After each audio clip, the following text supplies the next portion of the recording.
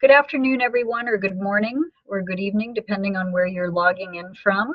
I'm Abby Abrash-Walton, and I'm going to be moderating today's webinar, Why Study Conservation Psychology? What it offers for practitioners and researchers. So welcome to this one-hour broadcast. My colleague, Dr. Joy Whiteley-Ackerman, is going to be presenting today, and then we'll have ample time after her presentation for Q&A. So just to orient you to the logistics of this webinar, you should already be connected. You should be able to hear us. You don't need to mute yourself. You're automatically muted. This presentation is being recorded and will be posted to the ConPsych website within a week. And if you have questions that you want to pose to the presenter, use the Q&A section. If you're having any trouble at all with technical aspects of the broadcast, use the chat section to message the host directly. So let's move forward. You've been hearing my introduction today. I serve as faculty here at the Department of Environmental Studies at Antioch University, New England, as does my colleague, Dr. Joy Whiteley-Ackerman, today's presenter. And let's move ahead. I want to let you know that the next webinar in this series is scheduled for Tuesday, October 17th. It'll be during this same time slot, noon Eastern time.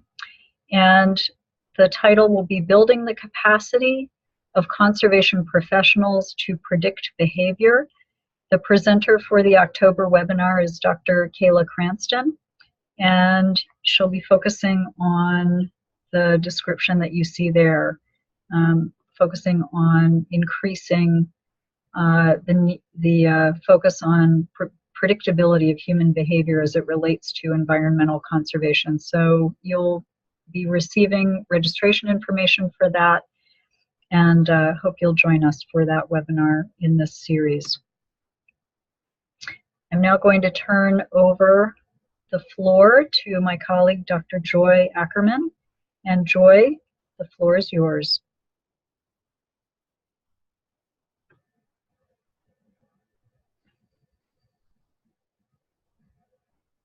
Okay, now I've been unmuted by the host. Thank you. Good morning, everybody. Thanks for joining us. I want to start with just an overview of what I'll be talking about today under the topic, Why Study Conservation Psychology. If you could back up, Abby, to the overview slide.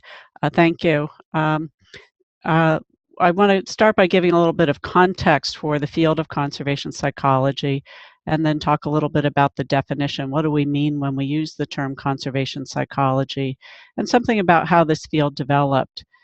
Then we'll look at conservation psychology as a network and the approaches that conservation psychology takes toward the questions and themes that it addresses. I'll have some information about application and then a closing summary slide, and then we'll move into your questions. Okay, next slide, please. So I recently read an interesting article in the Journal of Biological Conservation. There's a citation for it below, and the full reference is given at the end of these slides. The topic of the review article was the conservation social sciences in general. So I thought I'd start today's presentation by zooming out and thinking about what the conservation social sciences are and considering them as a context for the field of conservation psychology. In this article, the authors review the contributions that social sciences can make to understanding and improving conservation. The authors note the growing recognition of the need for engaging the human aspects of conservation in order to develop effective conservation practices. Among other recommendations, they identify a need for more knowledge of conservation social science theories and methods. In the abstract to the article, the authors contend that the social sciences can help facilitate conservation policies, actions, and outcomes that are more legitimate, salient, robust, and effective. So just talking about environmental social sciences, human dimensions of natural resource management, socio-ecological systems research, or conservation psychology or conservation social sciences is a broader movement with many starting points to engage people who work in conservation to draw on more than just the traditional avenues of natural science in their approach to problem solving. And although conservation psychology is within that realm, I think it's important that we understand that people are being called in general to do this kind of interdisciplinary work and to use various theories, methods, and tools to work with partners across the sciences and the social sciences in order to engage in conservation work. Next slide, please. So now we'll zoom in a little bit to conservation psychology. Thank you. Conservation psychology was developed in response to a perceived need in the field to bring the best of psychology and social sciences to understanding and working with human beings to achieve conservation goals.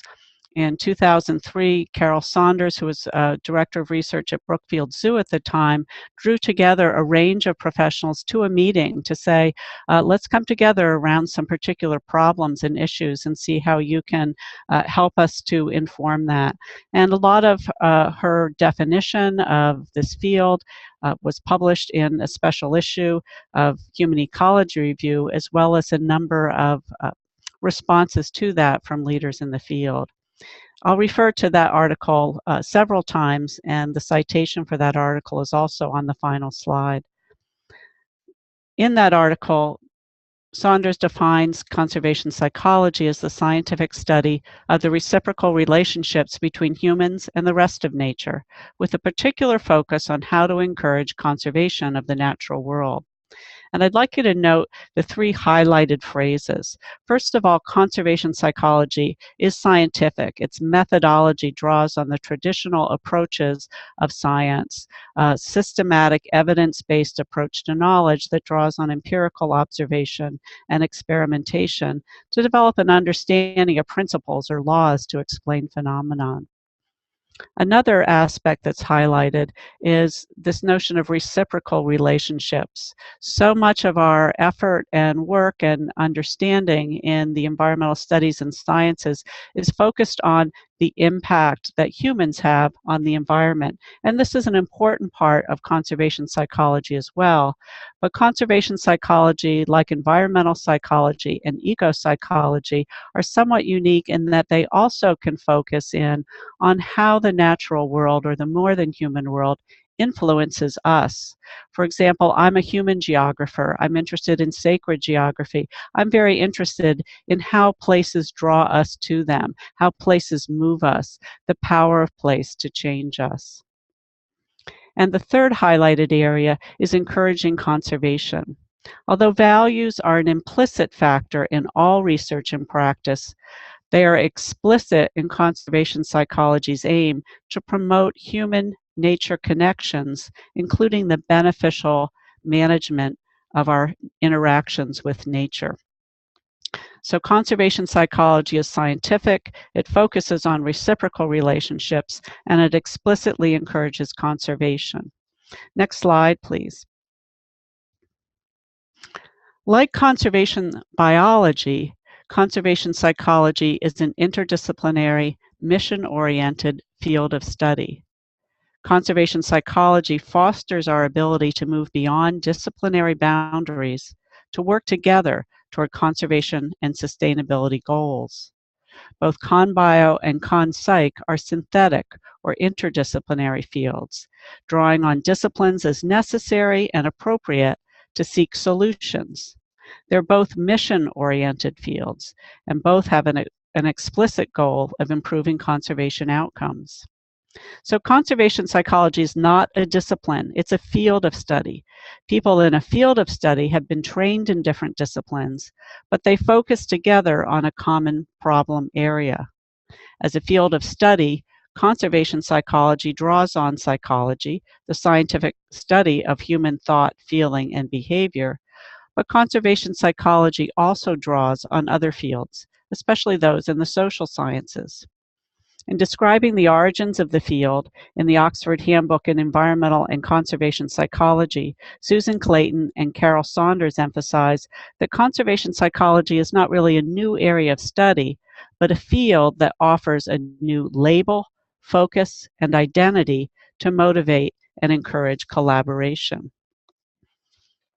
Next slide, please. Conservation psychology is also a network of researchers and practitioners. It's defined by how it functions. Practitioners are often non-scientists, environmental educators, environmental communicators, policymakers who bring a wide range of perspectives on conservation challenges. Conservation psychology also has an iterative approach to identifying research questions. Rather than investigator-initiated research, conservation psychologists focus on high-priority, real-world issues through engaging with practitioners. In turn, practitioners seek to apply principles from current research, and that creates settings for experimentation and discovery. In a 2013 paper, Ray DeYoung describes the applied field of conservation psychology as maintaining a rich network of researchers and practitioners who share the goals of creating durable behavior change at multiple levels, promoting an environmental ethic, and maintaining harmonious human-nature relationships. That citation is also in the list of references at the end. Next slide, please. So I'm using a Rubik's Cube here as a way to create a model or an image of the holistic field of conservation psychology in terms of the areas of study, the approaches to study, and the scales or level of study. So in this slide, we'll focus on the areas of study, which have been defined as conservation behavior, nature care and connection, and effective environmental communication. So in that original article in 2003, Saunders emphasized these three as the theoretical perspectives for applied research in conservation psychology. Promoting conservation and environmental sustainability requires that we both promote environmentally friendly behavior as well as decreasing, directly and indirectly, the negative impacts of human beings on the environment.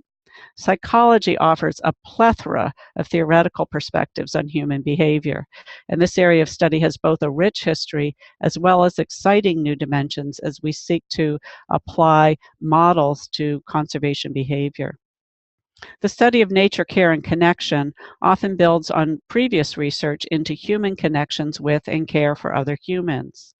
This area of study includes what we mean by the word care, research into how people develop caring relationships with plants, animals, or places, the influence of the experiences that we have in nature or the outdoors, and the development of environmental values. Effective environmental communication is an area of increasing focus and attention, as practitioners recognize the challenge of reaching audiences in ways that not only inform but motivate their listeners, watchers, or readers. The gap between awareness and action is real and significant, and using conservation psychology methods and theories to address how to be more effective in environmental communication is important to many of us. Next slide, please. In conservation psychology, we can think of not only these three areas of study, but three different ways of approaching research. Often researchers or doctoral students are very interested in the existing theoretical models or in contributing to the development of theory. So the theoretical approach or developing conceptual models is one way that we do research. Another way is really looking at applied research, and this is a strength of conservation psychology, identifying effective strategies, often based on research questions that emerge from practitioners. But an increasingly valued aspect of conservation psychology research is the evaluation of existing and new strategies. Even if you use well-established conceptual models to guide program or communication design, it's still vital to have evidence about whether and where these applications work. Evaluation research offers important feedback that, in turn, can improve strategies and inform theoretical understanding. At Antioch, our courses and degree programs focus on combining theory and practice and providing real-world opportunities for classroom application and student engagement. We've also drawn on faculty and consultant expertise in program design and evaluation to incorporate education and training and evaluation into our degree and certificate programs, as well as our institutes and workshops. Next slide, please. And finally, we can take these research approaches or these areas or themes of research questions and look at them at multiple scales, the individual scale, the group, or the societal scale. Because conservation psychology includes the word psychology in its name, it may sound as if this field is primarily focused on individual behavior. Conservation psychology recognizes that individual behavior is also motivated by group identity, societal norms, and social movements. One value of working in a problem-focused, interdisciplinary field like conservation psychology is that you can approach the problem from multiple scales and perspectives. Like the complex environmental problems we face, research and practice are never just as cut and dried as this Rubik's Cube of areas, approaches, and scales makes it look. But this model can help us communicate where we want to engage in research and practice, or how we want to strategize in response to a particular problem. Next slide, please. So examples of applications are really important, and one of the reasons why we've developed this webinar series. It's a way for us to connect one another and to share out about research that we know that's ongoing. One way that you can find out about these applications is to look at the recordings of previous webinars. In the April 2017 webinar, two people, Dr. Kim Langmaid, who works at Walking Mountain Science Center, and Amy Wiedensahl, who's a doctoral student currently, who works for Audubon Society, created really effective presentations of how they've integrated information that they gained through our Conservation Psychology Institute into their programs where they work. And I recommend, if you didn't participate in those webinars, you might want to look at those. Stay tuned for our upcoming webinars. You saw a little teaser for Kayla Cranston's upcoming webinar on capacity building. She's done her research work in East Africa in an area that is a biodiversity hotspot where it's very important to develop the capacity of local environmental professionals to engage in effective action. And I'm looking forward to her presentation. I've also put links here just to some of the practitioner-oriented publications that I know about that we share in the institutes that I share with my students. And so if you are looking for either examples of how people have taken research and put it into practical tools for environmental educators and communicators, I think that you'll find that these are interesting. And if you have examples of publications that you've prepared or that you use and that you'd like us to share with others or think we should know about, I hope you'll contact us so we can include them in a future presentation. So finally, and then last slide, the topic of this was to why study conservation psychology, which to me means why study people. One reason is that human behavior is often looked at as the root of our most pressing environmental challenges. And your work, the work of most of our students and colleagues, no matter where or what it is, does involve us with people in society. When we do that work, we want to engage and communicate effectively with our clients, our students, our audiences. And because making a difference means leveraging social as well as individual change. So Abby, I think I'll turn it back over to you. Thank you, Joy. That was great. And we're going to open it up now to discussion. And again, if you have a question or a comment that you want to share during this webinar broadcast, please do use the Q&A button that you see on your screen. And we'll give it a moment to just see if people who are participating have anything that they would like to share today. Abby, can you advance to the last slide? I think is some references, and so I just want people to know that that these are some of the articles that I mentioned in today's presentation. Great, thank you. So we have a quiet audience today. Not a lot of questions coming in yet, but I'm going to give another few moments to see if people want to pose anything in terms of a question to you, Joy, or a comment, something that you'd like to share with this webinar audience.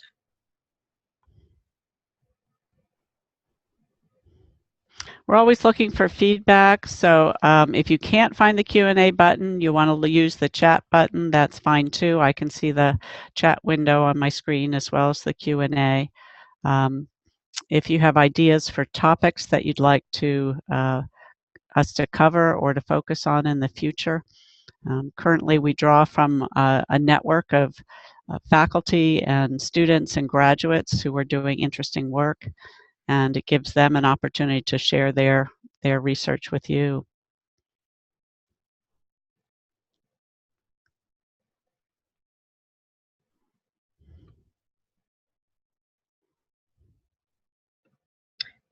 Okay, so here we have a question, two questions coming in. The first is from Tsitsi, who writes, I understand the importance of integrating human behavior into research. How does one go about doing this, determining how to structure integrating human behavior? I can jump in with a start to that. Tsitsi, the first article that is listed in the references, the review article on the conservation social sciences, really does a nice job of providing a suite of ways in which these social sciences are relevant and sort of specific methodologies and approaches that each of these social sciences use. So if you'd like an overview, I think that's a great place to start. Another way is to start with a specific question or problem that you have. So if somebody is interested in, let's say on campus, a question that comes up in the class I teach in conservation psychology, and we start to talk about behavior, people say, well, you know, the environmental studies students are here on campus on Thursdays and Fridays, and we know we're recycling, but what about those other students in the psychology department who are here on Mondays and Tuesdays? I wonder if they recycle as much. And so by having either an observation or a situation or a question, you can begin to do a literature review and say, I wonder how people study recycling behavior. I wonder what models they use to study recycling behavior. Or maybe you just start asking questions. Do you recycle? Don't you recycle? What are the barriers to recycling? So I think those are two different approaches. One is to look at this field of social sciences and environmental questions very broadly, and then drill into an area that seems really relevant to your areas of interest. The other is just to see what's going on and what questions you have and begin to address those and follow them up. I like the latter one. I'm a kind of a detail person, and I like to watch people, so it's a good way to start doing that research. Wonderful. Okay, so we have three more Q&A postings. The next one is from Jessica Brainerd, who writes, do you currently offer a doctoral program focused on conservation psych? So, hi, Jessica. Thanks for that question. Currently, at Antioch, we have a doctoral program in environmental studies. It's an interdisciplinary approach to environmental studies. And so it's a very good framework for studying conservation psychology as your particular focus. You would be in a cohort of other doctoral students, some of whom are studying very different things than you, but you would have faculty to support you who understand and work in the area of conservation psychology as well. So if whether or not you're coming from a psychology background, this is a place where you can do conservation psychology research for your doctorate.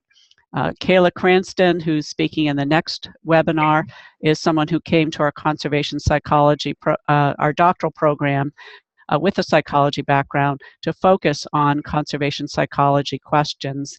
Kim Langmaid and Amy Wiedensahl have backgrounds in environmental education, and yet their research and their current practice focuses in the conservation psychology area. Because it's a field, it really covers a lot of ground in terms of discipline, but the key thing about conservation psychology is its interdisciplinary nature. So I think if you are looking for a program that supports interdisciplinary approaches to solving environmental problems, and you want to focus on the social and psychological aspects of that, that this is one place you can come to study. Great, Joy, thank you. So we have 3 more in the queue here. The next one comes from Sarah States, who writes, can you expand on what you described as mission-related outcomes for conservation psychology research? Sure. Would you like me to answer that one, Abby? Yes, please. And feel free to jump in at any time. So by mission related, when we study, for example, recycling behavior, it isn't just to see what are people doing, but it's to also ask the question, how can we improve the rate at which people recycle, the types of things that people recycle, whether people are recycling the right things in the right places. It might be questions about how we can understand and promote values that support individual commitment to environmental behavior. But it isn't just a what's going on here kind of question, but it's a how to improve the outcomes for both human beings and the environment in our research. So you might compare it to medical research, because in medical research, generally we want the outcome to be healthy people or people who recover from disease. Yeah, I think that's a great analogy, Joy, is to compare it to that kind of research that's focused on enhancing human health, just in the way that conservation psychology is focused on enhancing the well-being of human communities as well as natural communities. So the next post is from Frank Ferraro, who writes, I would like to send a brief paper I published in Ecopsychology on time spent in the wild, the boundary waters of Minnesota, on college student creativity. It's a naturalistic psych study. How can I send it? Thanks, Frank. So Frank, thank you for that. And you can send that to the ConPsych email here at Antioch, New England. And we can post that email address for you so that you can send the paper and we might be able to share it. Thank you for sending that in. Joy, any comments on that before we move on? Sure.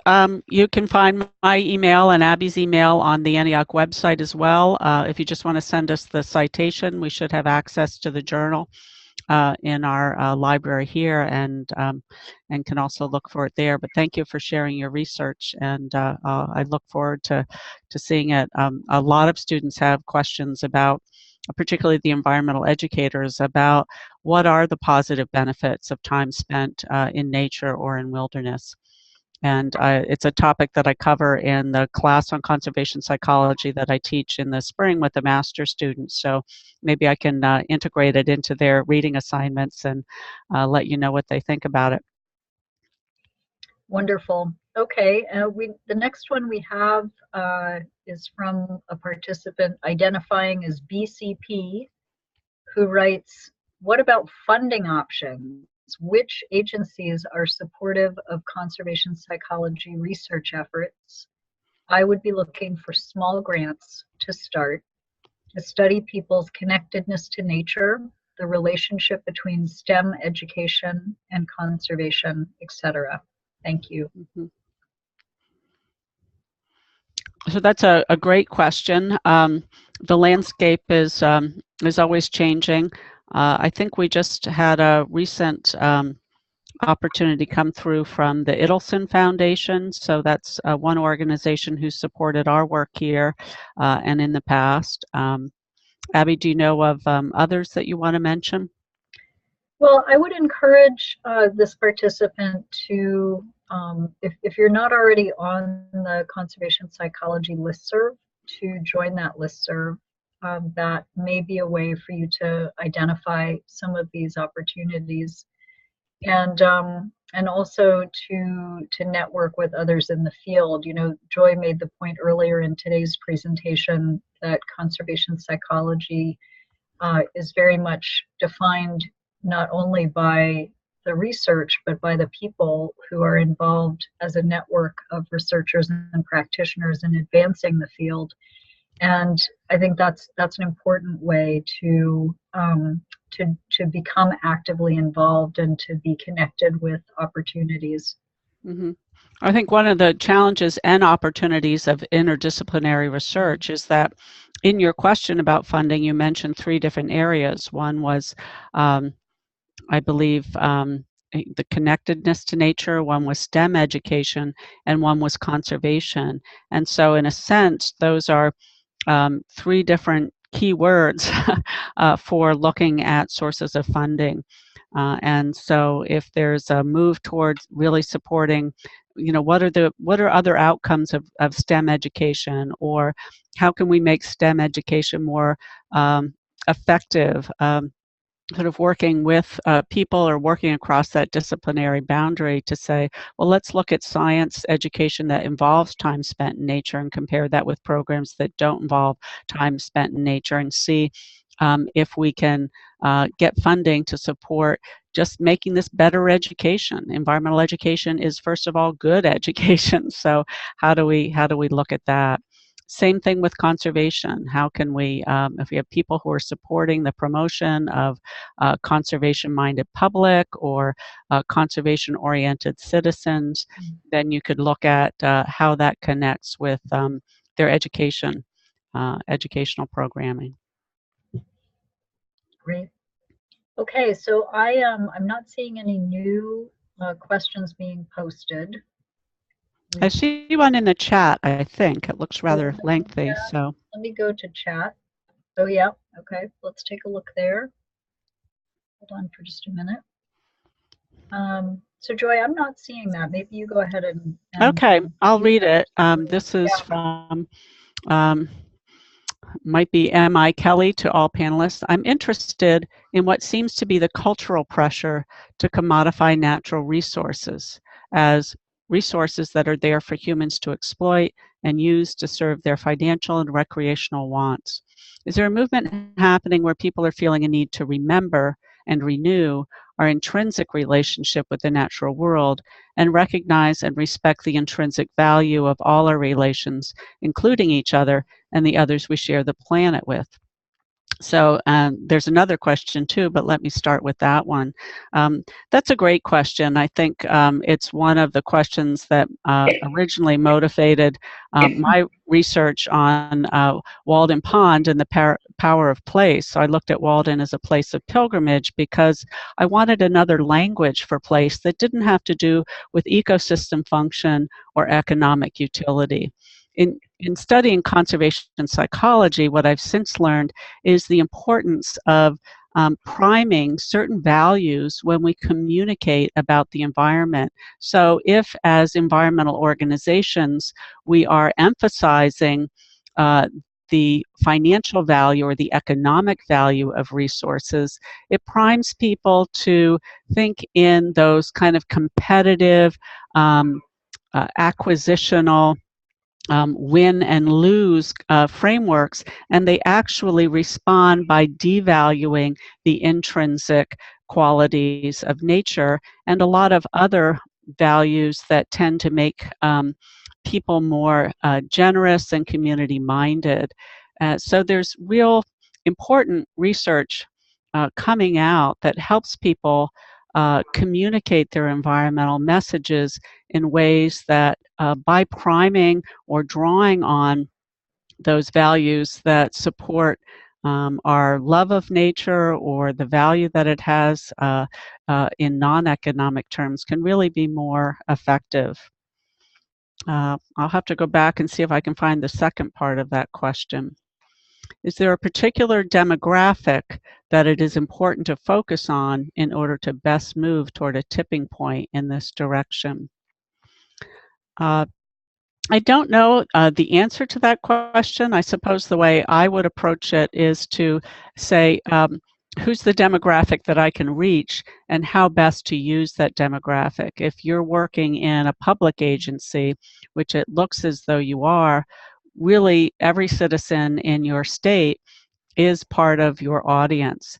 And so understanding the spectrum of values that your audience holds and developing your literature and your messaging to appeal to people in those different value segments is really a way to promote this. I think that's a fabulous question, and I want to build, Joy, on your response to that by first just noting how happy I am that whoever posted that is thinking about where to best leverage change. And I think you're asking good questions about demographics. It's very much contingent on what it is you're trying to accomplish. And if I think about, where you can focus your efforts, maybe you're thinking about climate change, maybe you're thinking about energy usage, fossil fuel usage. The US military is the largest user of fossil fuels. That's one entity.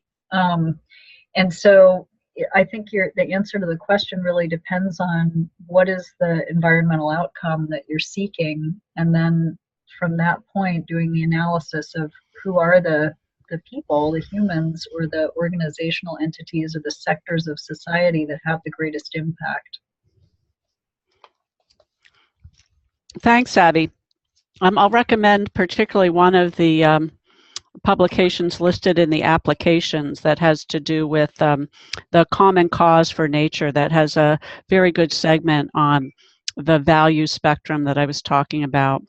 And this person is also asking how to combat the trend away from conservation education towards license sales in natural resource management circles. And Abby might be able to address that question well too, because I think that probably has a lot to do with leadership, but also with the political climate. I've worked in a state agency, and one of my experiences has been that even though the employees remain pretty much the same from decade to decade, the people in leadership in the governor's office and in the legislature do change with some regularity, and that can create a little bit of whiplash for the employees.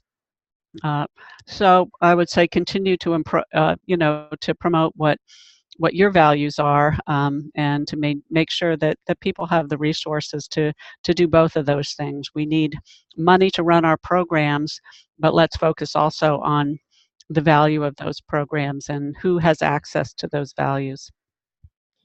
Yeah, and again, just to build on your response to that question, the three basic questions that we talk about asking in a situation.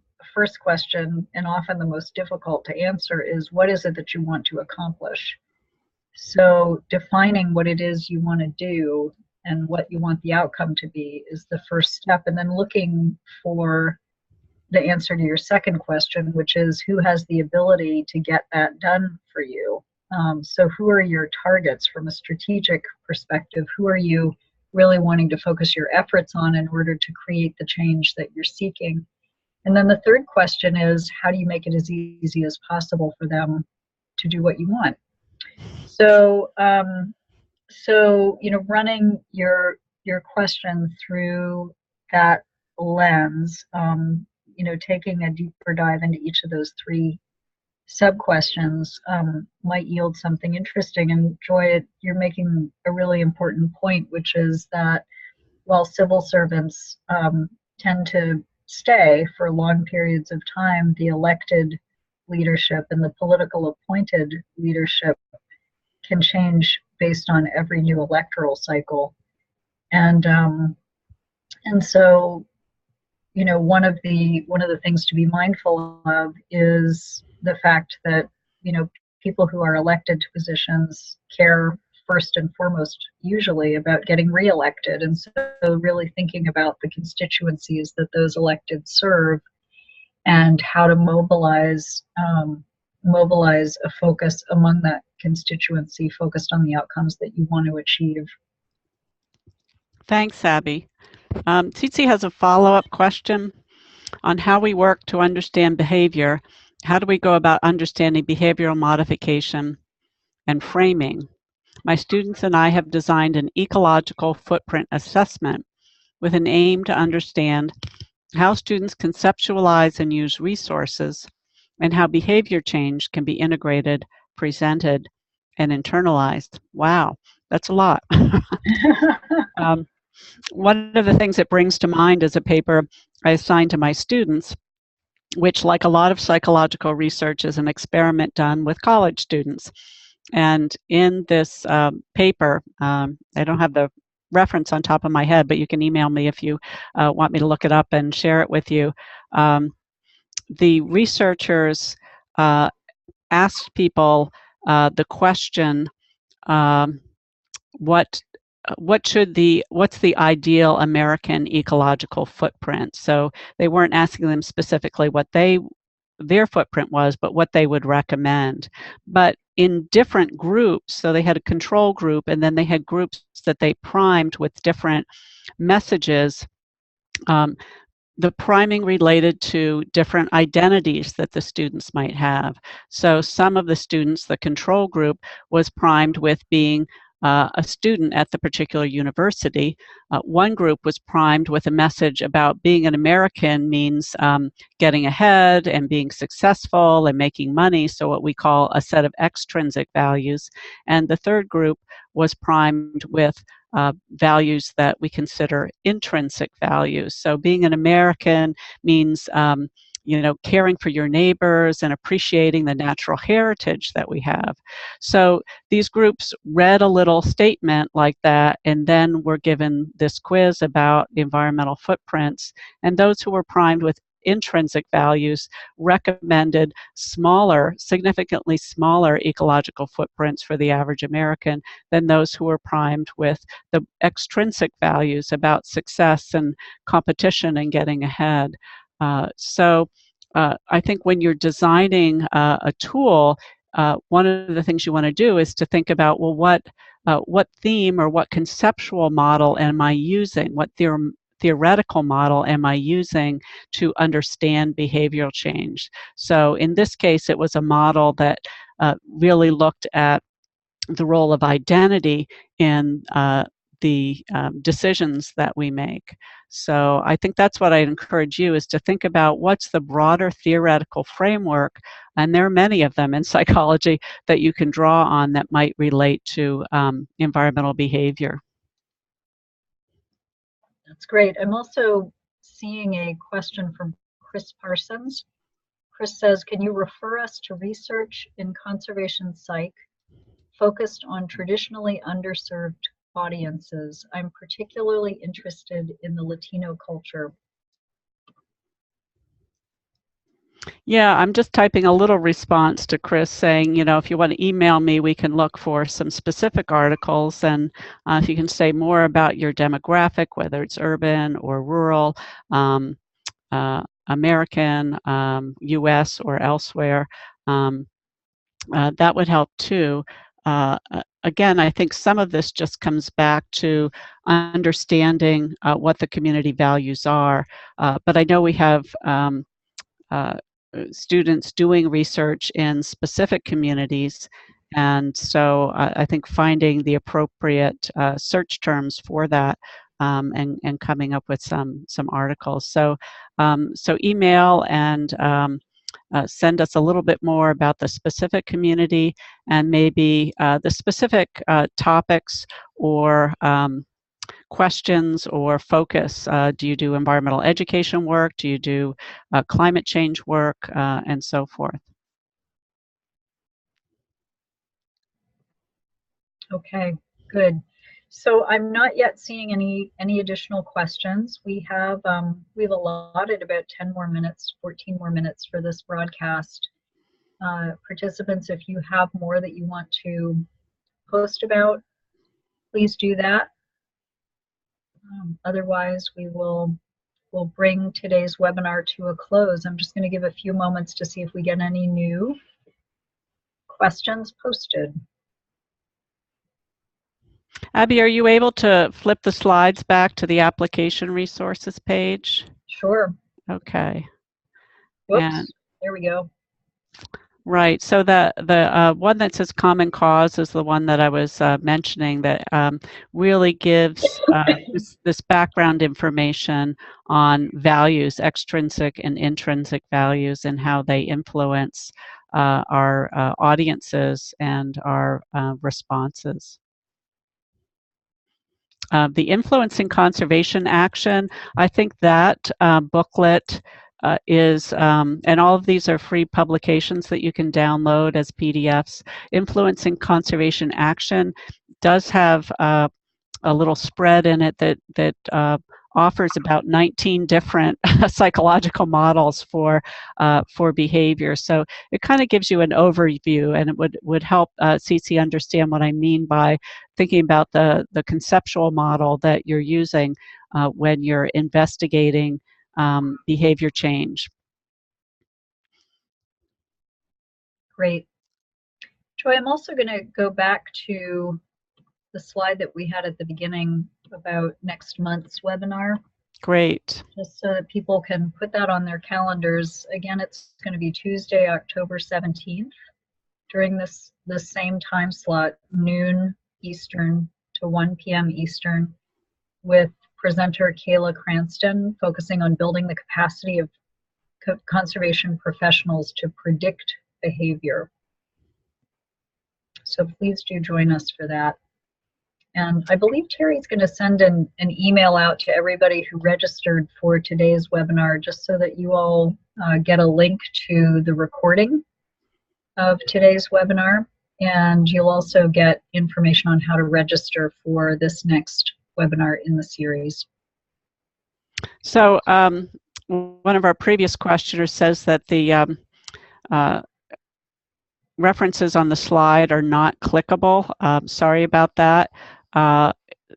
What I can do is give the actual web links, the website names to Terry to send out in a follow-up email to all of you. So Great. I'll do that right after the meeting. Great, thank you, Joy. It just shows the limits to my technological know-how. But one of the techniques I use in class a lot is to put these links in our Google Slides or whatever we're using in class, so that we can move around to different places in the web. So it just gets to be a habit, and I don't think about how they might work in other applications. We'll get them to you. Yeah, that's great. And Jessica Brainerd posts again. She says, this isn't a question. I just wanted to say hello to Chris Parsons. Hi, Chris. This is Jessica Brainerd in Perth, Western Australia. Small world.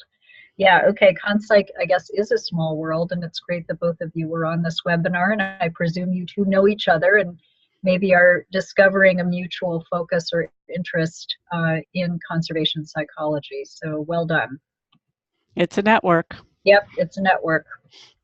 Great example. Okay, so I'm not seeing any further comments or questions. Joy, I don't know if you have any that are addressed only to you.